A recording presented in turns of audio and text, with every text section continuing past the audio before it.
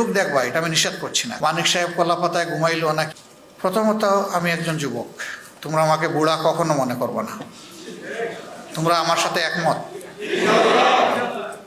বুড়া বুড়া ভাব যদি এসে যায় তাইলে আর কাজ করা যাবে না। বয়স যাই হোক, বুড়ো চুল দাড়ি সব পেকে গেছে, তাতেও কোনো সমস্যা নেই, কিন্তু আমার মন যেন যুবক থাকে, তোমরা দোয়া করবে। 2 নম্বর হলো, আমার নিরাপত্তা নিয়ে তোমরা চিন্তিত হবে না, তবে আল্লাহর কাছে দোয়া করবা। কারণ আমরা সকলেই আল্লাহর কাছে আমাদেরকে সাপোর্ট করে দিয়েছি। মহান রবের চাইতে বড় কোনো হেফাজতকারী নাই, আসমানের নিচেও নাই, জমিনের উপরেও নাই। এর বাইরে তো আর থাকার কোনো প্রশ্নই ওঠে না।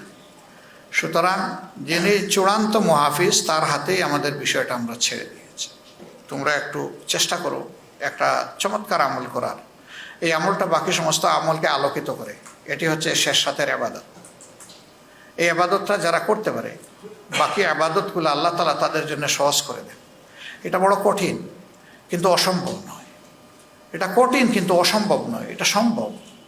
এই জিনিসটা তোমরা ইনশাল্লাহ করবা। ফেসবুক পড়ে না থেকে ফেসবুক দেখবা, এটা আমি নিষেধ করছি না। কারণ সোশ্যাল মিডিয়া এখন অনেক শক্তিশালী ব্যাপার। এখানে দেখতে হবে তোমার পক্ষে কি বিপক্ষে কি, পক্ষেরটাকে কিভাবে প্রমোট করবা, বিপক্ষেরটা তুমি কিভাবে মোকাবেলা করবা, তুমি না দেখলে বুঝবা কিভাবে। কিন্তু সারাদিন পড়ে থাকা, রাতের একটা দীর্ঘ সময় পড়ে থাকা, এটা থেকে বের হয়ে আসতে হবে। এটা আমাদের অনেক ক্ষতি করে ফেলতেছে। মেধার ক্ষতি, সময়ের ক্ষতি, স্বাস্থ্যের ক্ষতি, চিন্তার ক্ষতি, নৈতিকতার ক্ষতি। এই জায়গা থেকে আমাদেরকে অবশ্যই বের হতে হবে। বের হয়ে এই জায়গাটা আমরা যৌক্তিকভাবে কাজে লাগাবো ইনশাআল্লাহ।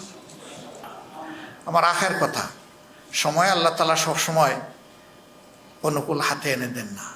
সময়ের কাজ সময়েই করতে হয়।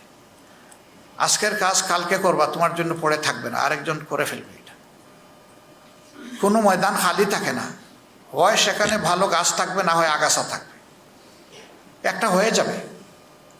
এখন ময়দানটা আল্লাহ তাআলা অনুকূল করে দিয়েছেন। প্রতিষ্ঠান, ক্যাম্পাস এবং ঘর বাড়ি, কোনো জায়গায় এখন আর কোনো ব্যারিয়ার আপাতত নাই। রবের দরবারে দোয়া করে মহান রব যেন এই জিনিসটাকে দীর্ঘস্থায়ী করে। দীর্ঘদিন আমরা বঞ্চিত ছিলাম। ক্যাম্পাসে তোমরা দাওয়াতটা দিতে পারো নি, অনেকে ভালো করে নামাজটাও পড়তে পারেনি। সেই রকম একটা ভীতির সংস্কৃতি সেখানে চালু করে রাখা হয়েছে। এ কাজ যারা করেছিল তারা এখন বিপর্যস্ত এবং অপদস্থ।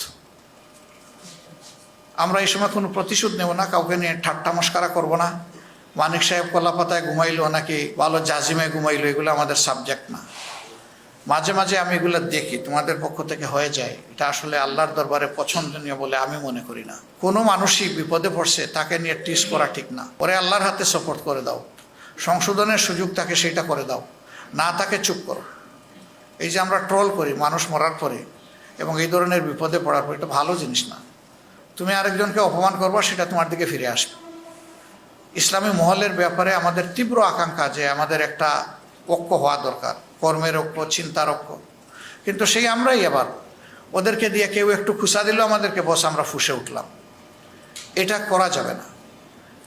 তোমরা নিজেরা করো না, আমি এটা বিশ্বাস করি, কিন্তু আমাদের সহকর্মীরাও যাতে না করে সেই দিকে সতর্ক দৃষ্টি রাখতে হবে। আমাদের কিছু উলামায়ে কেরামও আছেন যারা মাঝে মধ্যে এগুলাতে জড়ায় পড়েন, কিন্তু এটা ফিতরতান কিছু ব্যাপার আছে। মানুষের ফিতরত সহজে পরিবর্তন হয় না। আমরা দফায় দফায় দৃষ্টি আকর্ষণ করার পরেও দেখেছি যে একই ব্যক্তি আবার বারবার একই ধারায় তিনি ভুল করতেছেন। একদিকে আপনি ঐক্যের আকাঙ্ক্ষা পোষণ করবেন, আর একদিকে সামান্য গুনাহাতা আপনি এড়িয়ে যাবেন না, এটা তো হয় না। মুমিন তো সেই যে তার ভাইকে ক্ষমা করে দেয়, রাতে ঘুমাবার আগে বলে, আল্লাহ আমি তোমার গোলামকে ক্ষমা করে দিলাম, এর উসিলায় তুমি আমাকে ক্ষমা করে দাও। সেই তো মুমিন।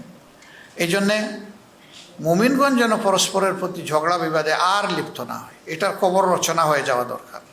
এই বিষয়গুলো তোমরা খেয়াল রাখবা ইনশাআল্লাহ। লেখাপড়ায় মনোযোগী হও, এতদিন পরিবেশ ছিল না। এখন যেখানেই প্রতিষ্ঠান চালু হবে সেখানে তোমাদেরকে মনোযোগী হয়ে নিজেদেরকে তৈরি করে নিতে হবে। Quality, quality and quality.